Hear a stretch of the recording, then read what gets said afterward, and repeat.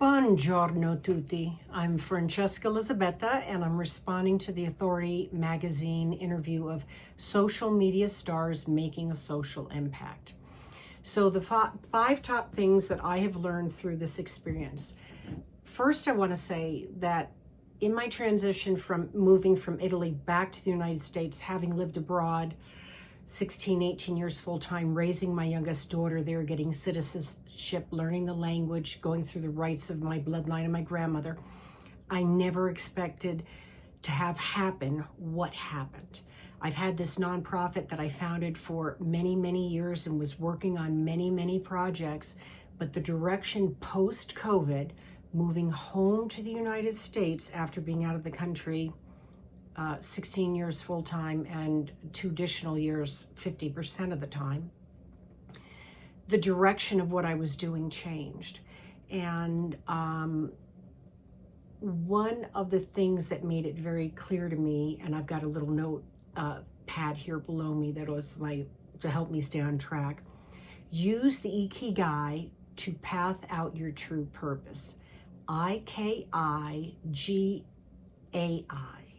It's a Japanese diagram with multiple circles and then a circle that overlaps. So like, what are you really good at? What is there a need for that people will pay for? What do you really want to do in life? And those 3 circles, you list these exercises out, and then all of a sudden in the center is where it's going to be the best fit for you, what you want to do if you want to be an influencer. Instead of trying to commercially manufacture it, you let it naturally happen, which it was organic and natural to me. I did not try to make this happen. I was actually kind of couple of times, I got a little bit of anxiety when I started getting all these followers, because in Italy, I didn't have social media. So I'm like, what the heck is with these people? But then I realized it's a whole movement in the United States that I was just kind of late on. So it's a Japanese concept from the 8th century to help you align your passion, skills, and what the world needs. It provides a roadmap to purpose-driven impact. And, I was looking at painting and illustrating children's books because I'm also an artist. I've done a lot of things.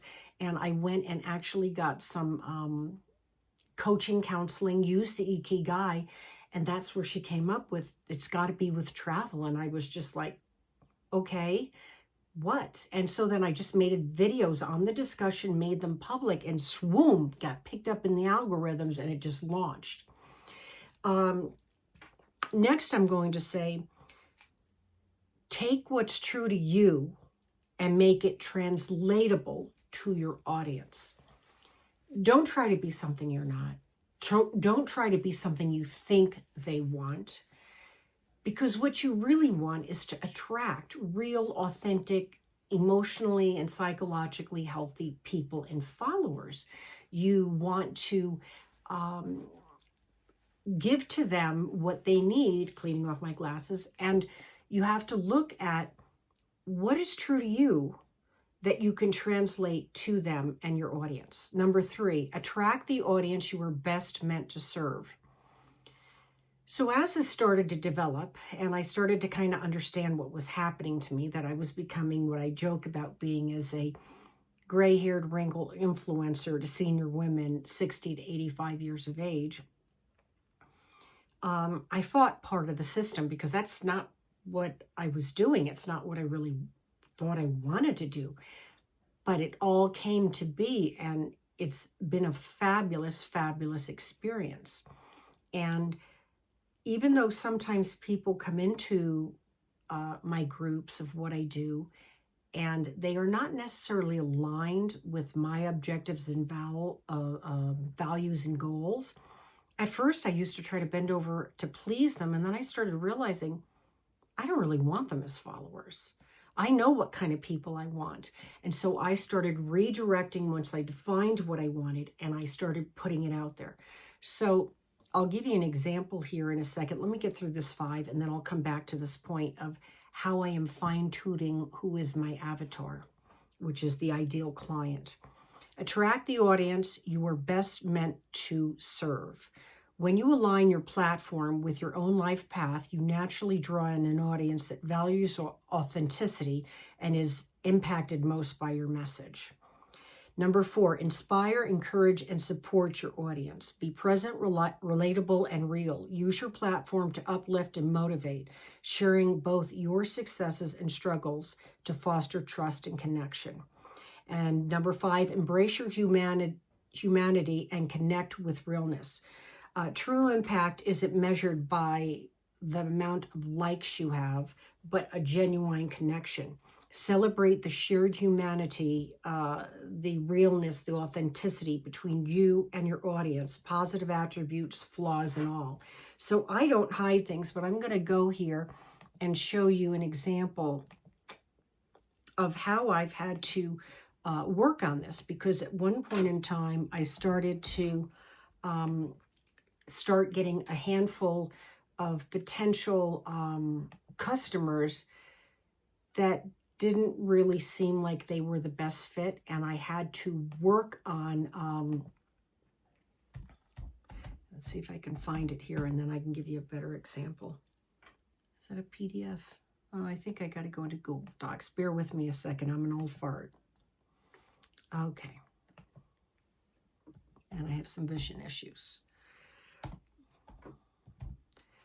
Okay. Here, we'll do this one. This one will work.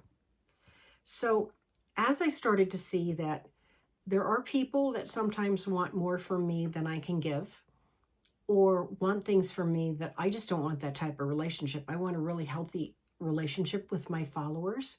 And so one of the things that I did is I made this cultural experience is for you if, but this cultural experience may not be for you if. And after running enough international cultural experiences, because that's what I do, is I have the followers, I teach them organic farming and bringing the techniques we have internationally home. But I'm going to give you some ideas of some of the ground rules I put in just to set boundaries, because this is not about making money for me. This is about my life purpose and giving back as a humanitarian cause. So I have here, for example, this cultural experience may not be for you if you undermine group leadership, engage in gossip, or practice cliquish behavior. You cannot keep up with the group's pace. You disregard the cultural practices of your host country while trying to enforce your own ways, which can be offensive in your host country. You always like to be in charge, commenting how you can do things better. You're an experienced traveler who prefers to do things on your own and enjoys in planning and managing all of the trip details. You insist on paying for lunch or dinner at group meals with an individual credit card and collecting mileage points. So some of those things might seem silly, but after doing enough of these experiences, it's the person that might be more entitled or more demanding or more difficult that I've just decided I don't want to work with them. So that comes back to the 5 points that I talked to you about, making sure you're true to yourself. Find out your skill sets, your strengths, what's going to make you happy in life, what are the needs out there, and then bringing it together. And that's what happened for me with the Ikigai. So anyway, I hope that's helpful for you guys, and it should be organic. Yeah, I think that trying to force it might be too commercial, but that's my opinion. Okay, bye.